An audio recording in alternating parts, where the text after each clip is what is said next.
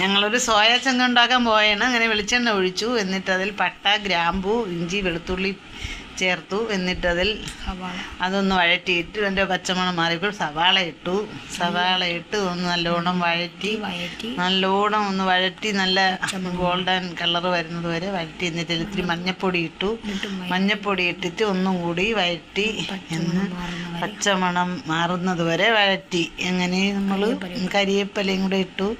എന്നിട്ട് വീണ്ടും വഴറ്റി അടി പിടിക്കാതെ ഇളക്കണം, അല്ലെങ്കിൽ ഇത് ഒരുമാതിരി ഇത് മണം വരും. അതുകൊണ്ട് നമ്മൾ നല്ലവണ്ണം ഒന്ന് ഇളക്കി ഗോൾഡൻ കളറാവുന്നത് വരെ ഇളക്കി. എന്നിട്ട് നമ്മളതിനെ ഒന്നും കൂടി ഇങ്ങനെ ഇളക്കി സെറ്റാക്കി അങ്ങനെ നമ്മൾ വരണം. എന്നിട്ട് നമ്മൾ തക്കാളി ഇട്ടു. അതും ഒന്ന് വഴറ്റി തക്കാളിയിലെ നീരെല്ലാം ഇറങ്ങി എല്ലാം ഒന്ന് സെറ്റാവുന്നത് വരെ നമ്മൾ ഇളക്കി കൊടുത്തു. നല്ല വൃത്തി ഇളക്കി, ഇതൊന്നും അടി പിടിക്കാത്ത രീതിയിൽ ഇളക്കി നമ്മൾ കൊടുത്തു. അങ്ങനെ നമ്മൾ 5 മിനിറ്റ് ഉണ്ട്. നമ്മൾ പിന്നെ മല്ലിപ്പൊടി, മുളക് പൊടി ഇട്ടു. എന്നിട്ടൊന്ന് ഇളക്കി കൊടുത്തു. കുരുമുളക് പൊടി, മല്ലിപ്പൊടി, ഉപ്പ്, കുരുമുളക് പൊടി എല്ലാം, മല്ലിപ്പൊടി, ഉപ്പ്, കുരുമുളക് പൊടി എല്ലാം ചേർത്തു. എന്നിട്ട് നമ്മൾ നല്ലോണം ഒന്ന് വഴറ്റി, നല്ല ഭംഗിക്ക് വഴറ്റി മല്ലിപ്പൊടി ഇട്ടു, വഴറ്റി കൊടുത്തു.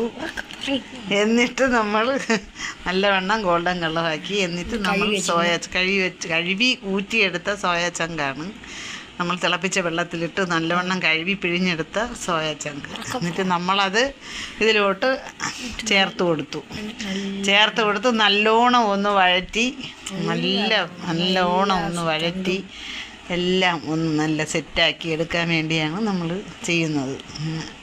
അങ്ങനെ നമ്മളെ സോയ ചങ്ക് ഇങ്ങനെ ആയിക്കൊണ്ടിരിക്കുകയാണ്. എന്നിട്ട് കുറച്ച് ഉപ്പിട്ടു, കുറച്ചുകൂടി കുരുമുളകും കൂടി ചേർത്തു.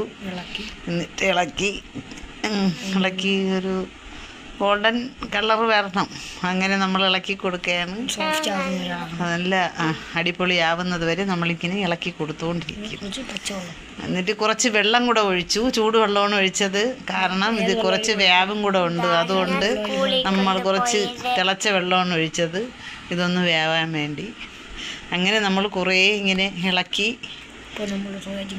സോയ ചങ്ക് റെഡിയാകാറായി.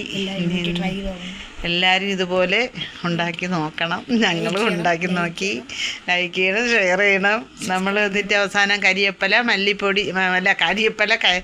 മല്ലിയിലയും കൂടി ചേർത്ത് കൊടുത്തിട്ട് ഒന്ന്